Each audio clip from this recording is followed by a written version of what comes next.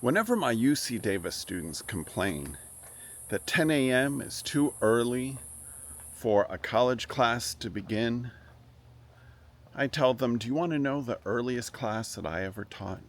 Do you think it started at 9 a.m.? Do you think it started at 8 a.m.? No.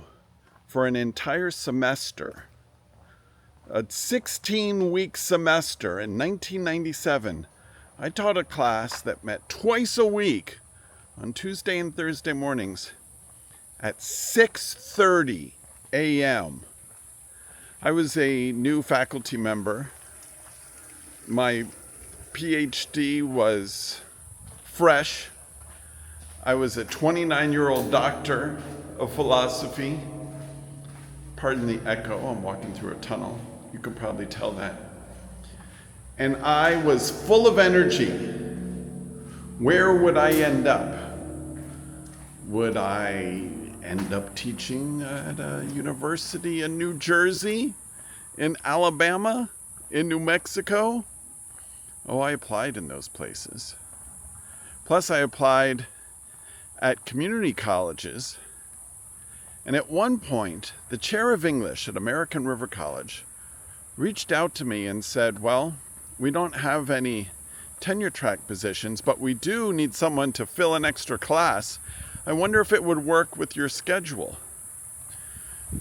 When he told me it met twice a week at 6:30 in the morning, I almost dropped the phone. I asked, doesn't that work with everyone's schedule? So I was crazy and I was childless and I was energetic and I was in my 20s. Who would be better equipped and less inconvenienced to teach a class that meets at 6:30 in the morning? Reader, I took that class.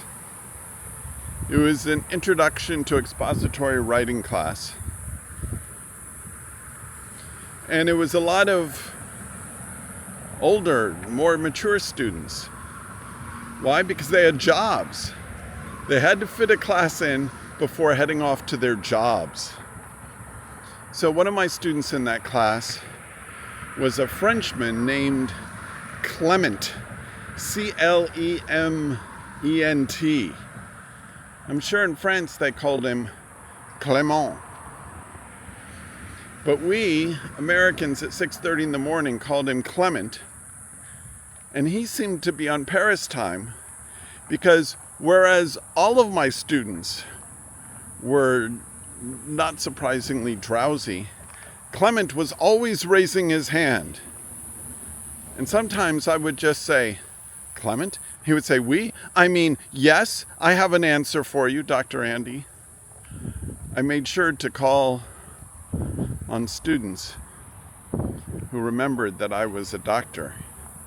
I use the word doctor in conversation more often than I think even than I do now as the host of Dr. Andy's Poetry and Technology Hour. Well, Clement was an excellent student, and although some of his classmates dropped out of that class because, as I discovered, if you teach a class from January until June, students are allowed to drop out with no penalty in May. Can you imagine? Well, I did lots of learning, but I don't want college credit, so boom, I'm out of here. I would hold office hours. The class met from 6:30 to 7:50. I held office hours from 8 until 9. Back then, we all held office hours in person. Why? Because it was the 90s. Anyway, so Clement was a star of that class, and I enjoyed teaching him. As much as I have memories of almost 30 years ago at 6:30 in the morning. But you know what happened in 2009 at UC Davis? Who walked into my advanced essay writing class but Clement? It took him 12 years to get from my introductory writing class to my advanced essay writing class at UC Davis. He was just about to graduate. He saw Dr. Andy Jones from the English department was offering writing classes, and he said to himself, wait a minute, I know Dr. Andy Jones. I had a professor of that name who made us call him doctor. Not médecin, mind you. It's been so long since I've had a chance to use my French. But doctor, professeur. Anyway, I said to him, sure, Clement, I remember you. What are you doing here at UC Davis? And what took you so long? It's not just a saying. In this case, it was highly relevant. What took you so long to move from our community college class to our upper division writing class? It was none of my business. I might have found out in reading his essays. But it was a delight to see him in that class after all those years. And I hope he's doing well. I think he was going pre-med. Maybe that's why it took him so long. It would definitely take me 12 years to master all those science classes to be pre-med.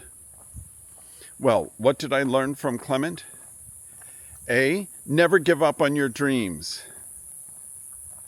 B, raise your hand first and then figure out what you want to say.